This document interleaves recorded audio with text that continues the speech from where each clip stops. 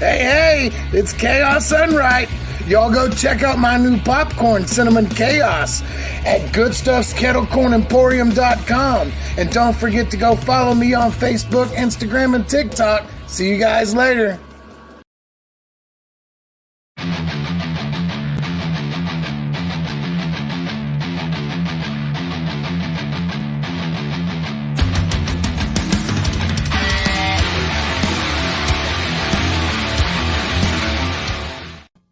All right, here we go. Oh shit! Oh, I'm sorry. Did I interrupt your doing some light reading there? Some light reading in the Necronomicon. What chapter are you on, sir? I don't think there's chapters. There's all right. What part are you on? Lots of demonic fire and stuff. I mean, demonic fire. You're on the demonic fire part. Yeah. Checking that out. Yeah. Right. Interesting stuff here. Well, I didn't mean to interrupt you. Portals to hell and such. I mean, good lord. My God. You see, I see what you did there. Good lord. My goodness. Oh, man. How are you, Jackal Monkey? I'm doing fucking fantastic. How you doing, brother? Hey, I'm doing great, man. This is, I think, one of the first actual live podcast that we're doing. I actually remembered to hit record on the Rodecaster. Oh, fuck yeah. Yeah. I did a good job. I did a good job. Jody, I did a good job. You say good boy? What would you say? Giving you a round of applause there. Thank you. And we are going to be talking about, we're going to continue our Universal Monster series with one that isn't probably at the top of a lot of people's list when it comes to, okay, your favorite Universal monster, if you will. You know what I'm saying? All right. Well, what's your, for those who have listened to the audio podcast over there at nightlivingdreds.com, you have heard us talk about Dracula, Frankenstein, the Wolfman, Phantom of the Opera, Bride of Frankenstein. And, you know, a lot of people... Warning. Warning. I know who that is. I know who that is. Warning. And I guess I should put this out because I forgot. I did. Thank you, Facebook user. The following video contains explicit language, which may be offensive to some viewers and or inappropriate for children.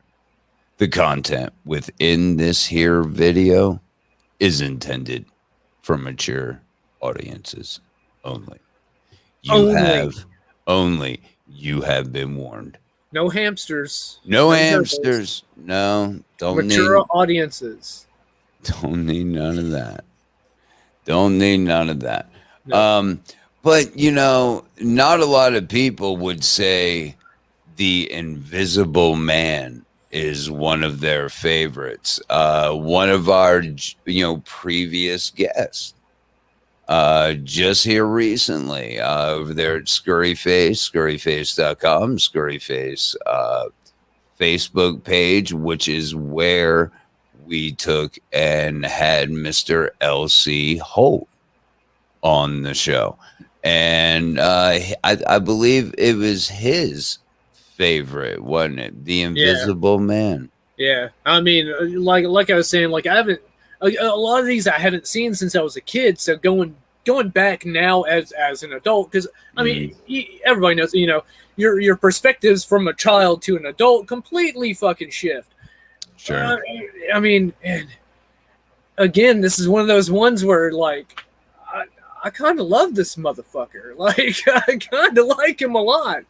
Like the whole comedic thing, the action, and like you were saying, the special effects. That's what really threw me off. 1933 being the year this came out. But of course, I mean, let us not get ahead of ourselves, Sir Monkey Boy. Oh yeah. All right. We'll Let us not get ahead of ourselves. We have fluffer galore. It's just like a big fluff fest. Fluff party. A fluff party. And, let's what better place to start a fluff party than in your pants, which seems to not be the proper place to store a meth lab. Have you ever heard of this before? I've never heard of the having it in your pants, like, but I've heard I think I saw it on a documentary where like a dude was making it like this guy was, but again, this is the second fucking time that we've had a fluffer article with a dude with a meth lab in his pants. What the fuck is wrong with people? Why the fuck are you gonna have a meth lab in your pants? You know, I guess the whole flammable part of it did not spark. Nope. Oh, it sparked all right. Oh, it sparked all right. And this goes back quite a ways to 2012, April 27th. In the early morning, Davis Williams was riding in a car, and go figure, he was pulled over by Oklahoma State Patrol for speeding. All right. Already, we're talking about a meth lab and someone's pants. And he's speeding. If you're a passenger, if you're a passenger in the car that's just been stopped, Jackal Monkey, I'm going to ask you. Well, I mean, and you know what's been going on in that I just be like, car. hey, fuck it, dude. I mean, how would you respond? Like what to the cop? If the cop had pulled over, yeah, over? You're I'd be like, hey, you're fuck it, dude. by the police. I mean, because he already smelt it. He smelt the chemical. Like he knew something was fucking up. You know what I mean? So I mean, hello, Jillian. Like right off the bat, I'd be like, hey, fuck it. I'm trying Jillian, to make meth. Jillian says hi, Jody. Right. I mean, I'm just driving along trying to make a little meth in my pants. He obviously knows. Who doesn't want crotch meth?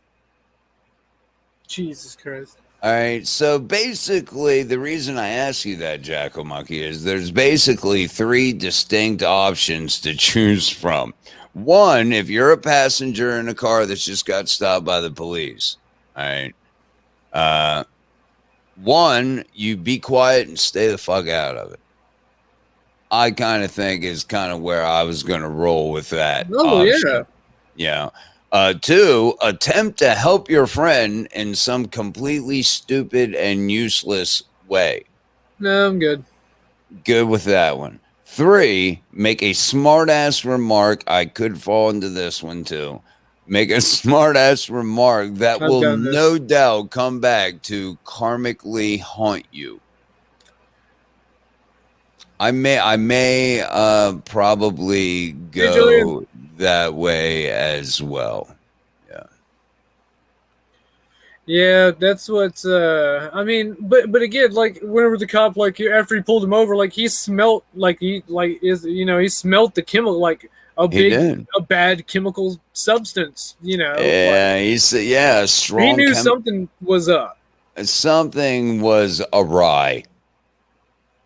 See what I did there? Right. Oh. All right. So like I said, I mean, at that point, I mean, like I said, he obviously fucking knows. He knows. There was a strong chemical odor coming from the car, and that right there is going to let police know, like you said. I mean, that's be straight up with him. Yeah. Fuck it. At that point, because like I said, he fucking knows. Yeah.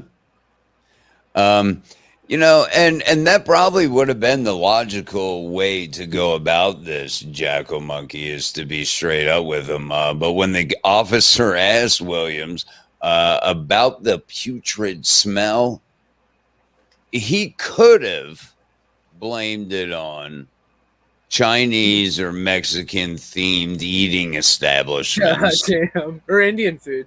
or Indian food, but instead he decided to make a fucking run for it. That didn't last long. He was caught, and a struggle ensued. Now, here's where things get really bad. Something exploded in Williams's pants during this struggle. Oh, shit. Yes. Right. What's Chaos. up, my town brother? How are you, sir? Facebook user. How are you? We're doing great. Thank you for being here. Fan-fucking-tastic.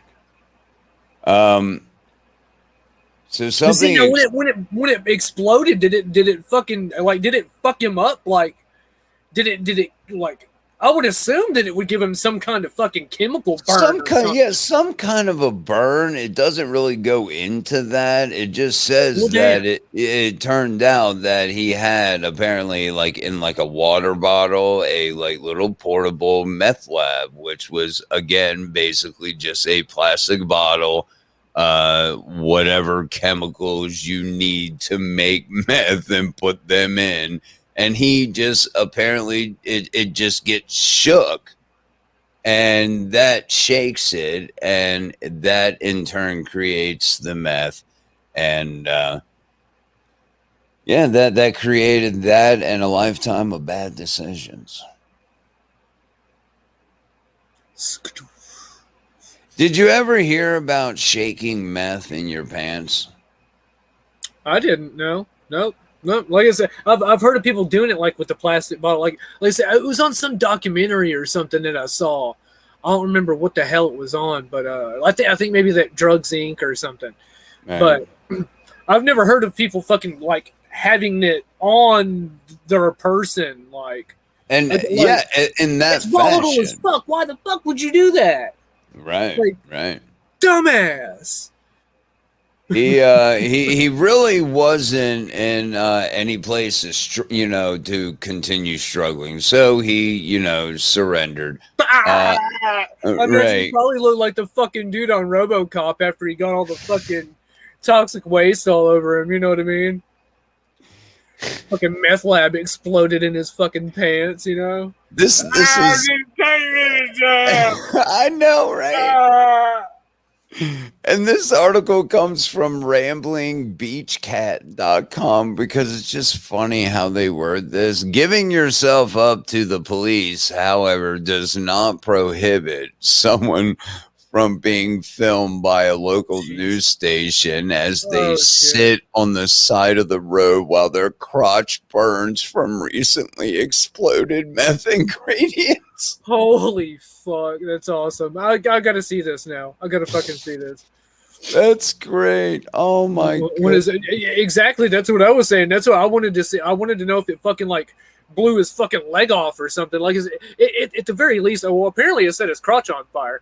But right. Like at the very least, it had to have done like fucking like chemical burns and shit. It had to have fucked him up. Right. So, Jillian asked if making meth can blow up a Winnebago. What does it do to your lower half? Probably a whole lot. Well, like I said, that fucking set his crotch on fire at least. Yeah, he got at least some burns going on. Oh, Freddy Krueger crotch.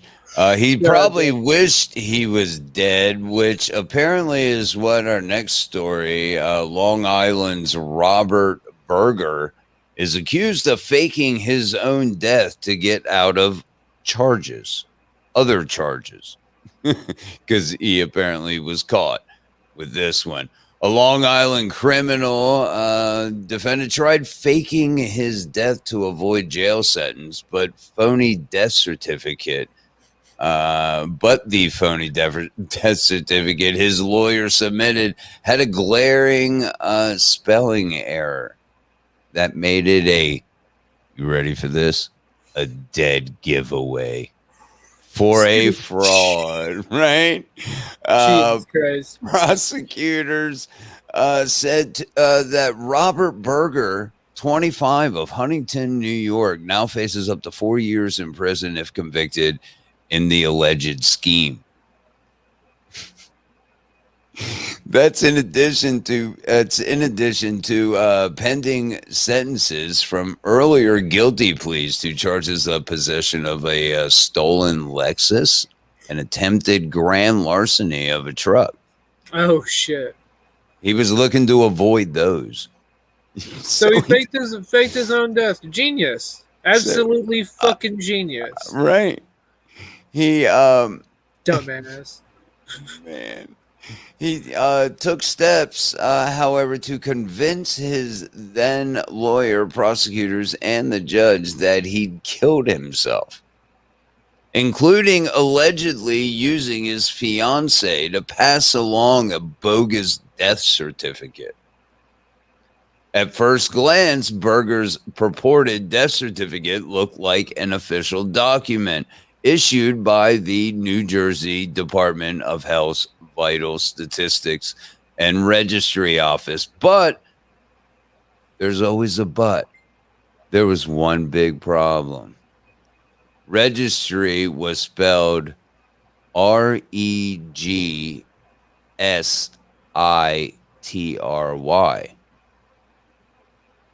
It was missing an I. You see what I did there? Yeah. Registry. Yeah. Registry. Right. Whose crotch hasn't been on fire? Well, mine, Jillian. I mean, if we really have to go there, yes. Jillian, he is a moron. So he misspells the word registry. That's logged in the New Jersey Department of Health's Vital Statistics and Registry. There were also inconsistencies in the front page or in the front type and size that raised suspicions. The real New Jersey Health Department confirmed Berger's death certificate was a fake. You don't say. And bam.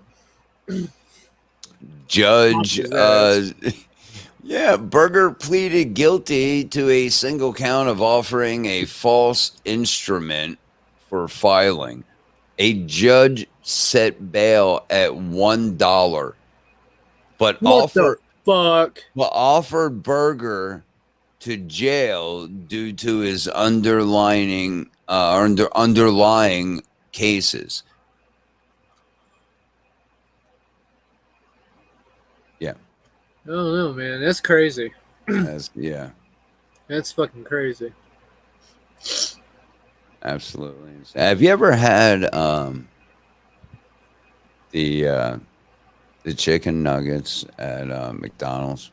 Yeah, fucking absolutely.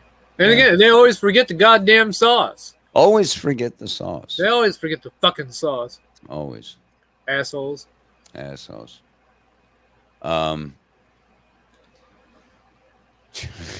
Mrs. Dreds is giving me dirty looks. I'm loving it.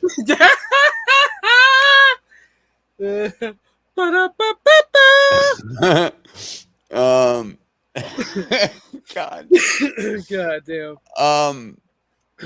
What? You remember this? What was it? The Szechuan sauce? Yeah, the goddamn Szechuan sauce. Right, that everybody was going nuts over like the Popeyes chicken, sandwich shit. I'll stab you, motherfucker. Give me the goddamn sandwich. Give me a fucking sauce. Well, apparently, cops have a McNuggets dispute that actually led to a bomb threat. Have you ever wanted sauce so bad Holy that you shit! decided that I'm you gonna were blow this going to? motherfucker up. My God, dude, it's not that fucking serious. Shit, Man, calm Frank's the fuck down. Frank's hot sauce, man. I'll put that shit on everything. God damn. Shit, man. Yeah, he apparently after realizing that the dipping sauce was not included with his chicken McNuggets order, in Iowa, man. See, they're crazy everywhere, man. It's not just Florida or Ohio or Texas. Iowa. You Midwestern, yeah. You're crazy out there too. And that's why we love you, because this guy's great. In Ohio, not great. I mean, you don't call him bomb threats over a fucking dipping sauce. But an Iowa man called his local McDonald's and threatened to blow up the restaurant. I'm gonna blow this motherfucker up if you don't give me my goddamn sauce. And he's 42 years old. See, this is this is what's sad about this, man. If you're that goddamn detached from fucking reality that fucking threatening to bomb a place over fucking McNugget sauce? McDonald's of all places. I mean, fuck. I mean, he was arrested on a Saturday evening and charged with making a false report about an explosive or incendiary device. good. Which is a felony. He allegedly phoned in a threat to a McDonald's 5 miles from his home in Ankeny, a Des Moines suburb. The phone threat cops charge came after he discovered that his McDonald's order was bereaved of dipping sauce. See, I told you. They didn't give. See, just give the man his fucking sauce. Just There give wouldn't him be fucking fucking problem. sauce, man. See, it's gonna be like that fucking movie. Was it Falling Down? Yeah. He's gonna fucking go in there. I want my goddamn breakfast, and I want my fucking breakfast now. I want it now. Jesus Christ. Oh my goodness. Blow this motherfucker up. The threatening call came to the threatening call to the restaurant was placed from a phone number associated with this guy Goldwitzer. In addition to claiming that he would blow up the eatery, he threatened to assault an employee. I'm gonna beat your ass. I'm gonna blow this bitch up. God damn. Oh my god. Oh fuck, dude. Like, see, like, what the fuck is wrong with people? What the fuck is wrong with people? Jesus fucking Christ. We need an invisible man to fucking go and kick these people's asses. Shit. Fuck. Oh my god, dude. God damn. When questioned by the cops, he admitted he called the victim and made the threats. He was released early from a Polk County jail after posting bond. Criminal complaint does not specify which flavor or flavors of dipping sauce allegedly he wanted. Oh shit. Oh my goodness. All right. Let me go over here, and Amy has joined us. Up, thank you, Amy. Yeah. Jesus fucking Christ. You know what? You know what's even worse than that? Salsa and battery charge. See what I did there? Oh man, that's a good one. I set that one up. I didn't even put these articles in order, but I set that shit up like it was nothing. Set them up, knock them down. A man is charged with a salsa and battery. Cops, the victim struck in back with a glass of Tostitos jar of salsa. What would provoke you to do this? Well, allow me to tell you. In an unprovoked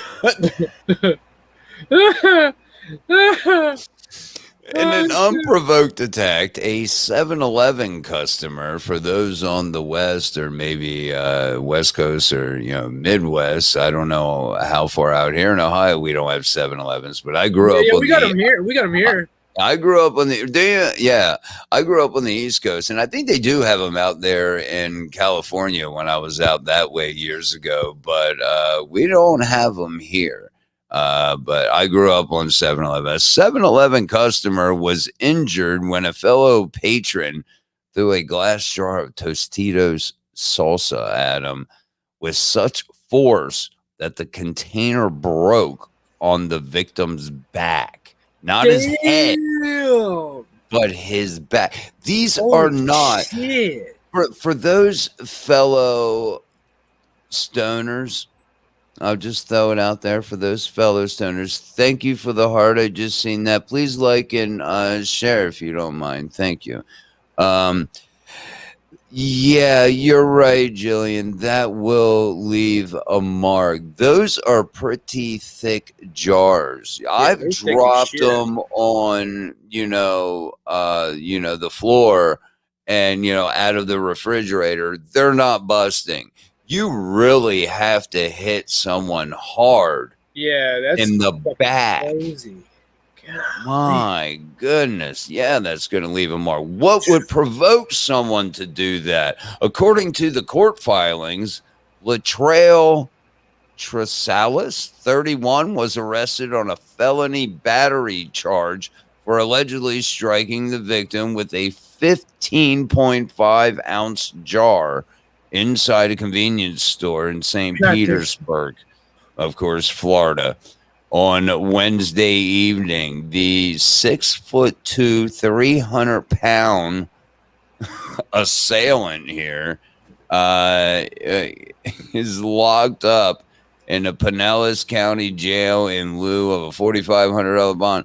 What they investigators alleged that the man struck with the jar suffered minor lacerations and visible swelling. You don't fucking say. Yeah, no shit. That's it? That thing would be fucking huge. Hell, it'd probably break some fucking bones, man. Now, this dude, this Tresalis guy, he isn't like what you would call an upstanding citizen if you hadn't already figured that out. He's also facing a theft rap for allegedly stealing a Choco Taco ice cream bar from a 7-Eleven. God damn. That's some hardcore shit right there, bro. I'm in here for a Choco Taco theft. Nope. Motherfucker. Sup? Give me your Choco Tacos. Man, right? Choco Taco, or you get the Tostitos, bro. Who needs the what was it? The hard lemonade? Mike's Hard. Isn't that what it was? Yeah. Shit, it was the Twisted Tea. Is that what you're talking about? The Twisted Tea. Who needs Twisted Tea when you're gonna have Tostitos? No shit. Mild, hot, it don't matter. That's right. Choco Tacos are pretty good, but I don't think worth, adding to your rap sheet when it comes to that. So like $1.50? I mean, fuck. I know, right? It's about the goddamn Choco Taco. Fuck. It's not that good. What was that? What, Yoshi? Yeah. What? Is that a dog? Yeah, it's Yoshi. What, Yoshi? Have I ever met your dog? I don't know. Yeah, you've seen her. Little Chewini. A Chewini. Little Chewini. Oh, you're showing everyone your Chewini. Little Chewini is on camera. Oh my goodness, you're a star. Yeah, she's an old girl. She's all telling me she wants attention. Yeah, young girl, old girl, they all want attention. Right?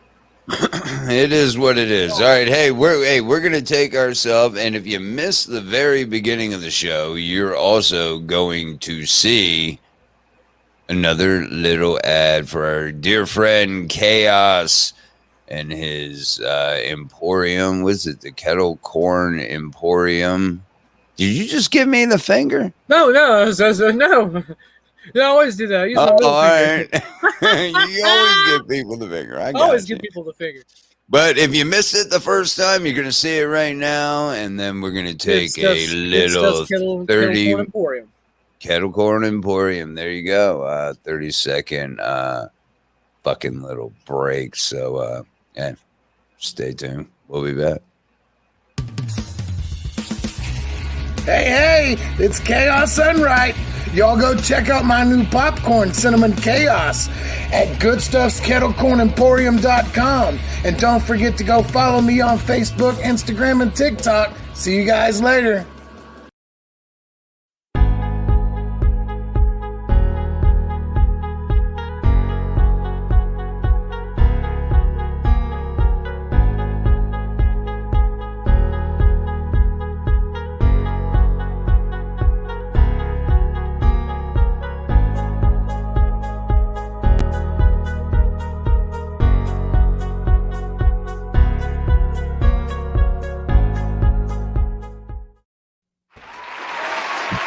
All right, here we go. Look, the crowd is cheering, and there's no jackal monkey. And there's no jackal monkey. Just empty chairs. Empty chairs. I have. Oh yes, I forgot about that. Jillian has showed me her Chiweenie. She has a Chiweenie as well. Yeah, she's got two of them. Yeah, they're fucking cute. She's going to buy some Choco Tacos tomorrow. Well, as long as you buy them and you don't have to, inquire a rap sheet over the Choco Taco. Then it's all worth it. Then it's all worth it, I mean, hey, whatever floats your fucking boat. Here we go. Let's talk a little. Man, there's the Chiweenie. Oh, going crazy. She's going crazy tonight. Telling that cat to stay the fuck away from her food. That's right. Well, hey, you gotta stay away, kitty cat. It's my food. Damn. We were talking, as a lot of people know, Jackal Monkey, you do the Battle Haven. Now, is that going to continue? There was talk that was going to be put on hold due to your schedule. Is that when is that coming back? Is it coming back? Where can people check it out before we get into the Invisible Man?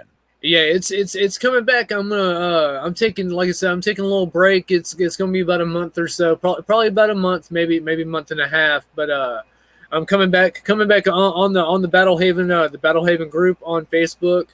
We'll be streaming there as well. Awesome. We'll there, and hopefully NLD, but we'll see about working that out. But Battle Haven for sure. Yeah. But yeah, like I said, like you were saying, yeah, I've got a lot of stuff going on right now, so I'm working through all that, and then you have masks that are actually in stores. Skeleton Curiosities, yes. Yeah.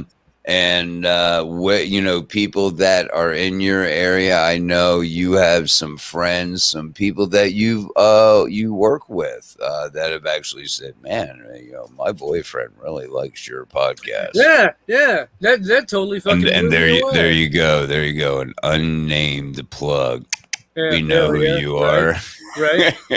So, there's going to be people listening. Tell people in your area, the Waco, Texas area, where they can go in a fucking store, look into a showcase, and see your work. That's amazing. Where is that? Yeah, Skeleton Curiosities at the Bosque Mall shopping center.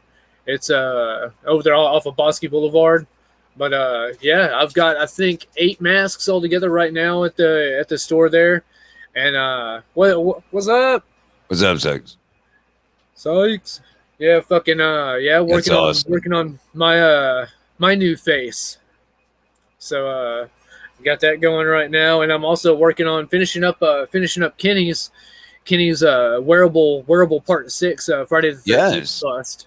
You did a little impromptu, couple Yeah. little videos just out of the blue, like, hey, I want to show people what I'm doing, and you were actually working on that particular bus, and it's actually something to hold the mask on, Right. which is absolutely awesome, and it's coming along really well, man. I thank you. enjoyed personally, and this is not like, because you're a host, but I enjoyed watching you take and show us how you do those things and make the the face the way it does. Pretty Hell awesome. yeah. I appreciate that, man. I appreciate it.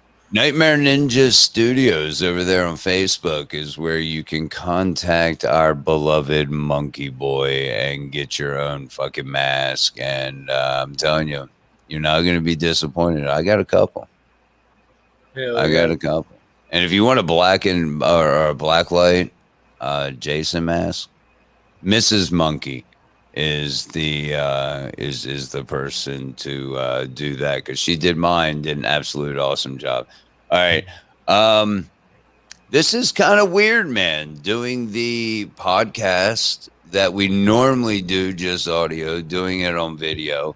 And for those who've been following the last or the audio podcast just in general, you've heard that we've been covering a lot of Universal monsters.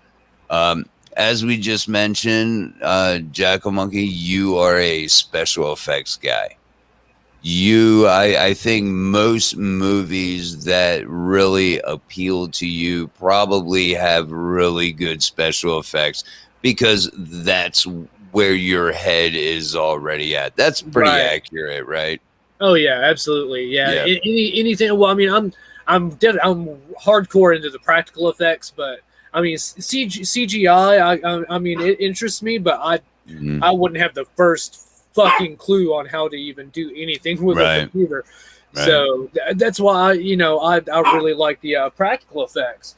No, but that's what I thought was awesome about The Invisible Man. Again, it was. I mean, fuck, 1933. Yes, the practical effects in that movie were insane at that time.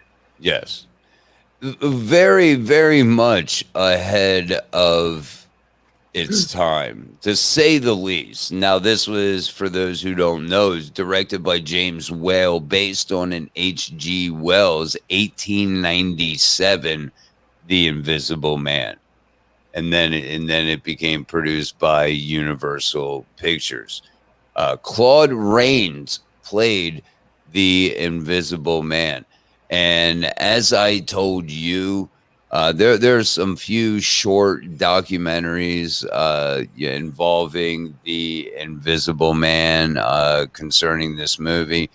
There's a whole podcast that we could do on just James Whale.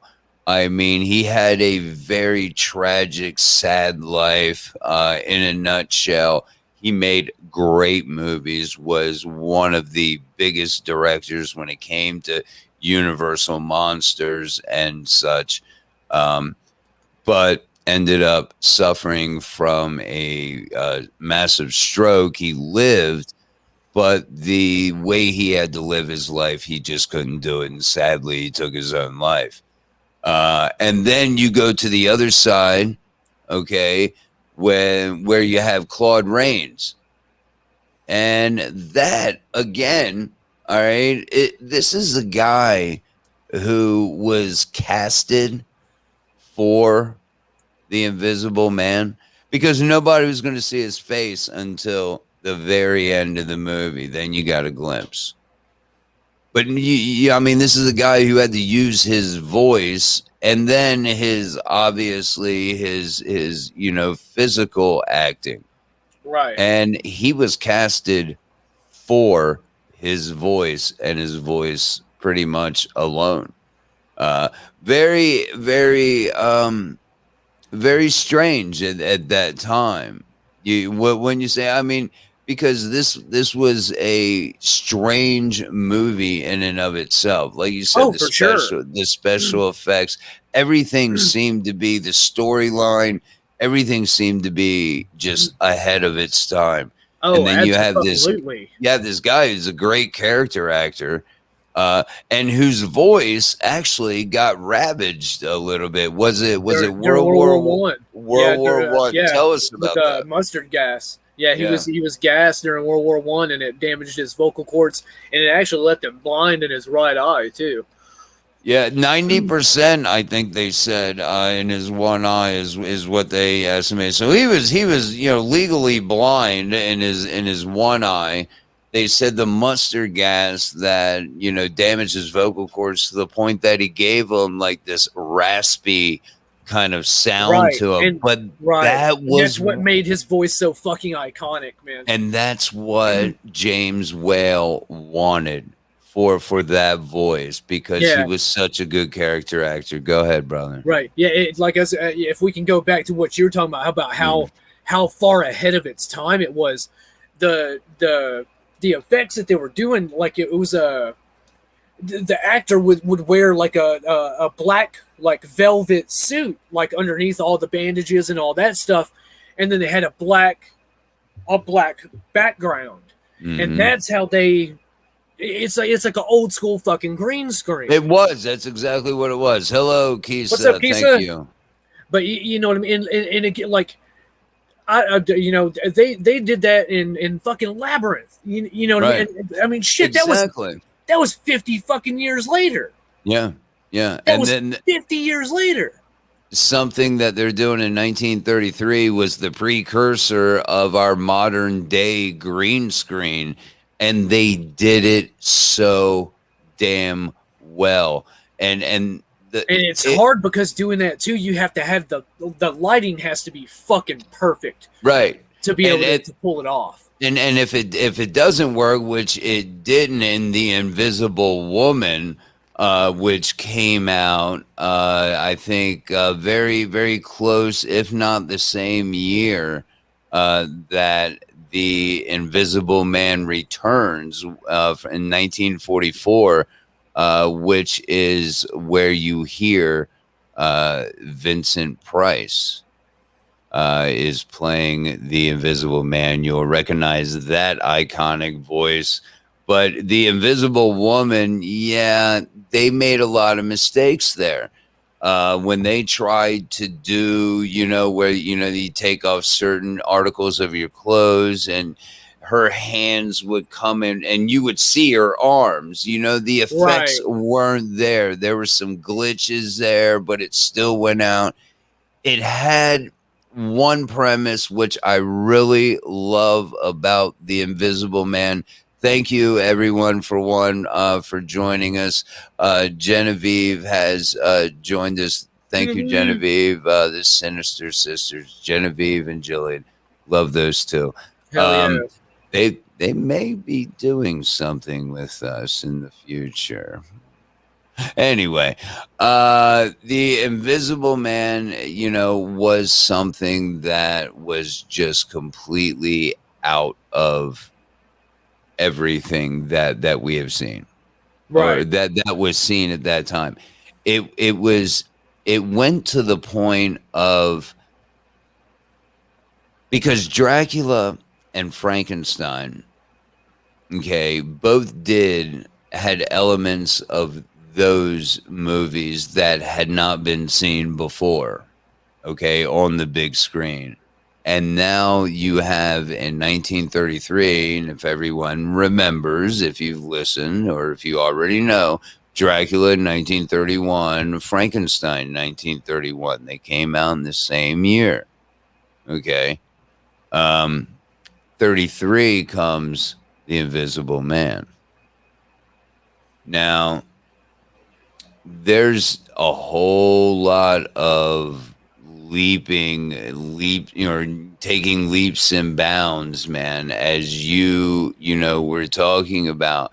This is a movie which I thought this would be one that would be more at the top of your list versus Phantom of the Opera, which I think that you mentioned was one of your big time favorites. Of Oh course, yeah, Lon Chaney when it comes to a special effects guy, I understand that. but this is a very fucking close second. This is a very fucking close second.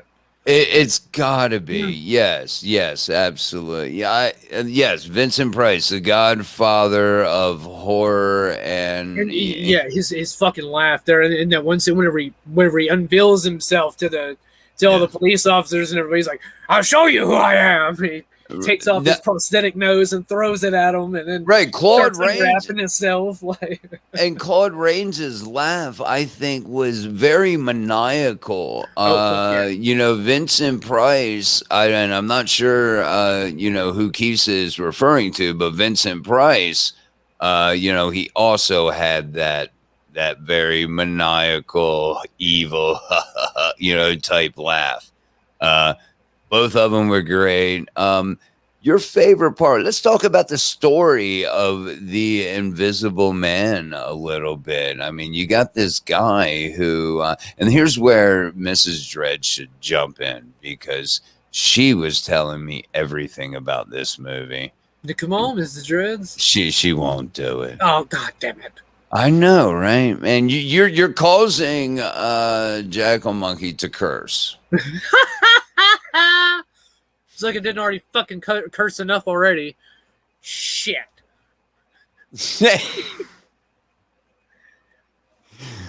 What did you ever think when you were a kid, as little boys, you're sitting around, you're like, okay, because little boys, they like to, Batman, Superman, and all these superheroes. Oh, yeah, fuck that. I was fucking Predator. Fuck that. Oh my god. I'm a bit older Batman than you. Spider-Man There was no fucking... Predator when I was a kid. There was no Predator. That's what the fuck I was all about, man. Well, what would as a kid, what would your superpower be other than, I guess, Predator? Shit. I mean, fuck. I mean, to be invisible. To be invisible. Because Predator, like I said, he'd fucking cloak himself. Nobody'd know where the fuck he was at. He'd be up in the fucking trees, just skinning motherfuckers and shit. Like he's an evil son of a bitch. Like so straight evil. I mean, Jesus fucking Christ. I mean, absolutely. If I could have any superpower, I would want either that or like just straight like invulnerability. Be able to like stand there and let a fucking car hit me and it wouldn't do shit. But that'd be cool. Yeah, I guess. I guess. But I'd much rather be invisible. Right. Yeah. Now, Dr. Jack Griffin is our Invisible Man in the movie The Invisible Man. He discovers the secret of invisibility. Okay. And he does a few tests. This drug is called monocaine. You ever heard of that one? Nope, never heard of that one. Never heard of that? Doesn't ring a bell to me. Well, there you go. I mean, if you can get your, little grubby mitts on some monocaine, you might be able to walk around invisible, man. Nobody ever seen it. Or you could have a sense of humor like me, and most people will just ignore you anyway.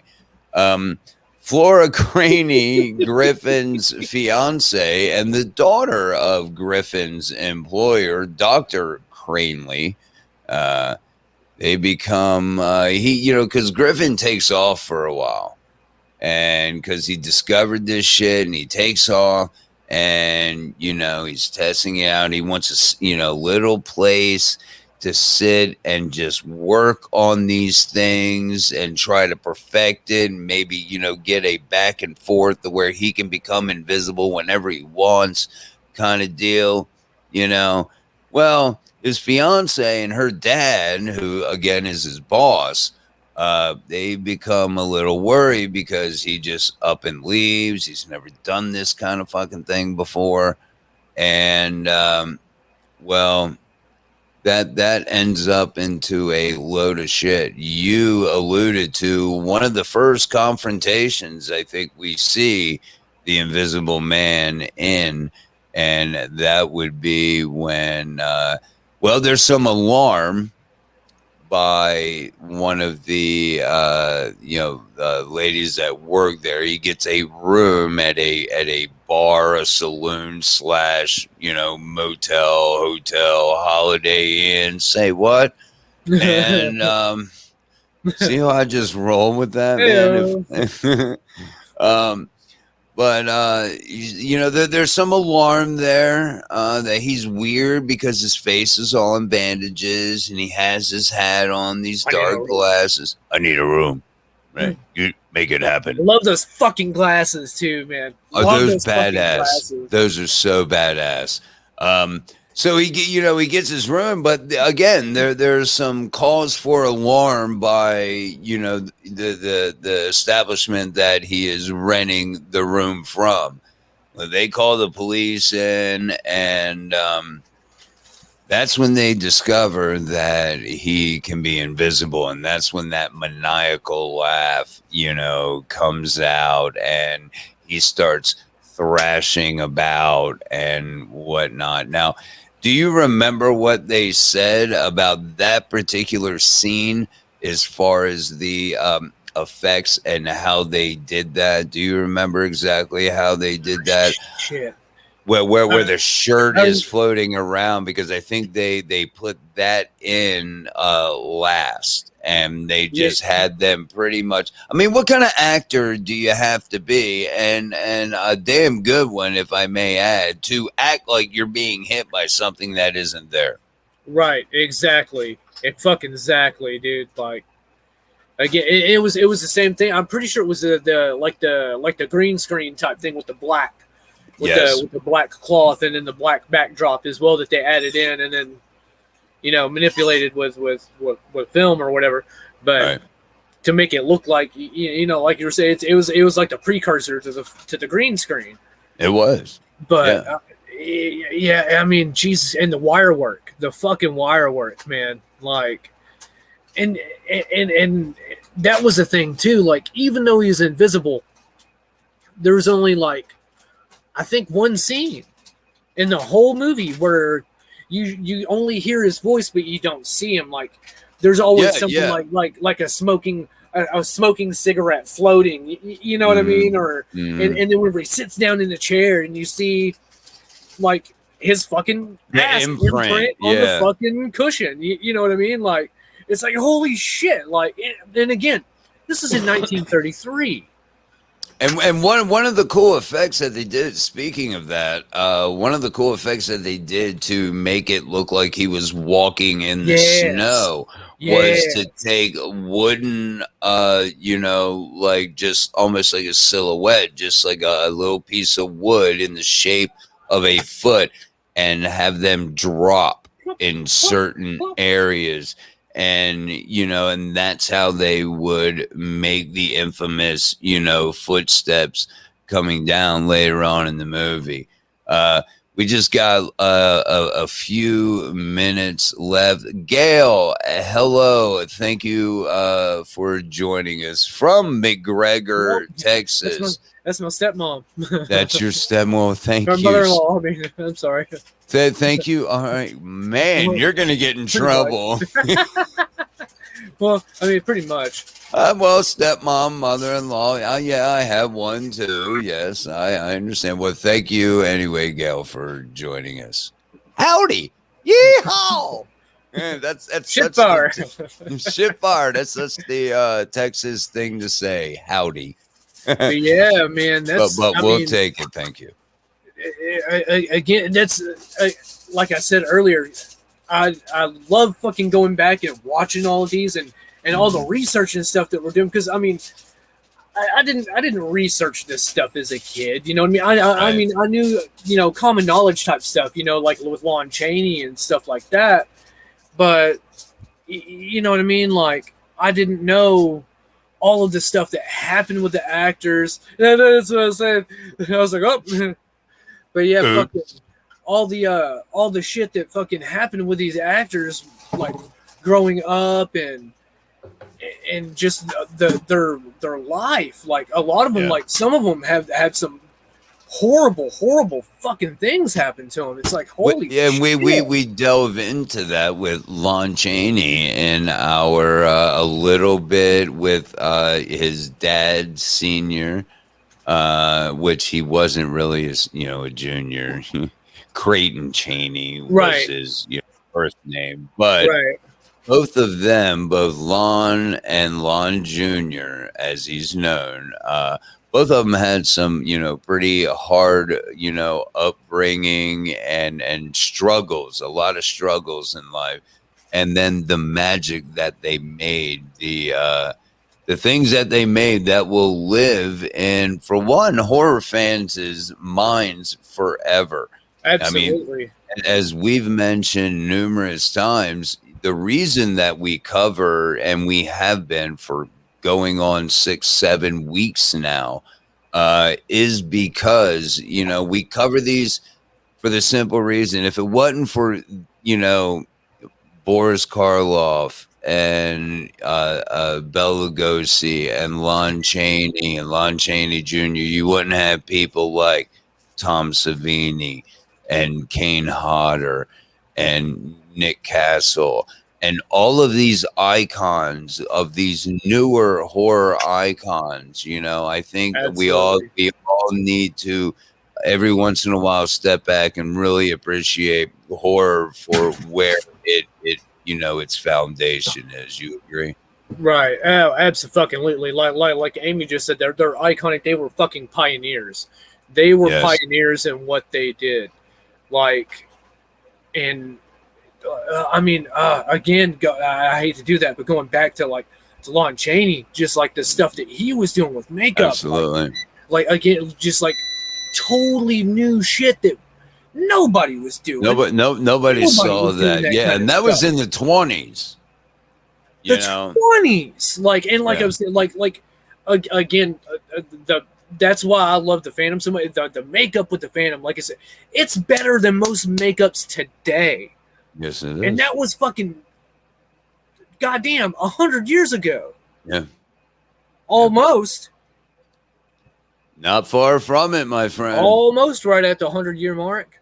That's right. You know what I mean? I mean, fuck. I mean, for these guys' skill to be that amazing and advanced, and doing what they did with what they had. I mean, they didn't have all of the things that special effects artists like our previous guest, Joe Castro, when we had Joe and Doug Epps on. Joe is a silicone. Special effect. They didn't have all that silicone and making the molds and things like that. Special effects artists have now, and I think that's where a lot of appreciation has to be laid when it comes to talking about special effects and understanding, hey, what you were just mentioning in the 20s with the visual special effects in The Invisible Man, which was our topic tonight, in the 30s. This is absolutely, amazing. I mean, what was going on there? And I think everyone should, every once in a while, sit back and appreciate, again, the foundation in which the horror that we love now, new, semi-new, recent, this is what it was all laid on.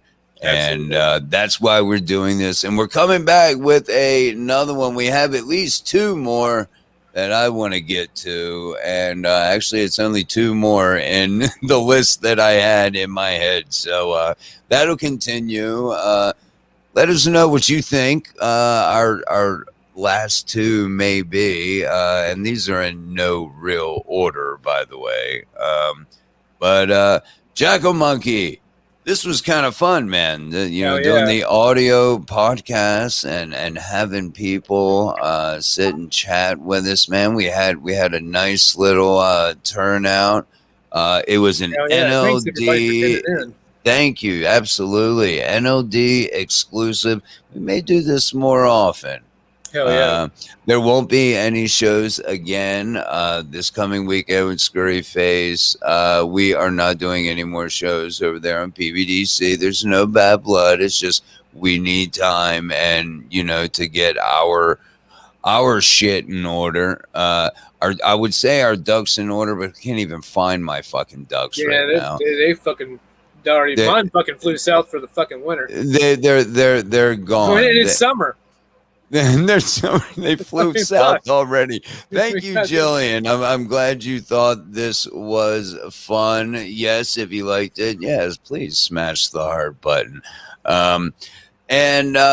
So we have 2 more that we're gonna dive into, and but again, there won't be any more or no shows this weekend. Actually, going under the knife, but we'll be back real soon. Maybe we'll do another one coming maybe next Wednesday. We'll do another one of these. I'll see how I feel. But until then, have a great and safe 4th of July, everyone. I really appreciate you guys being in the chat. Yeah, if you're listening to the audio podcast, you missed it.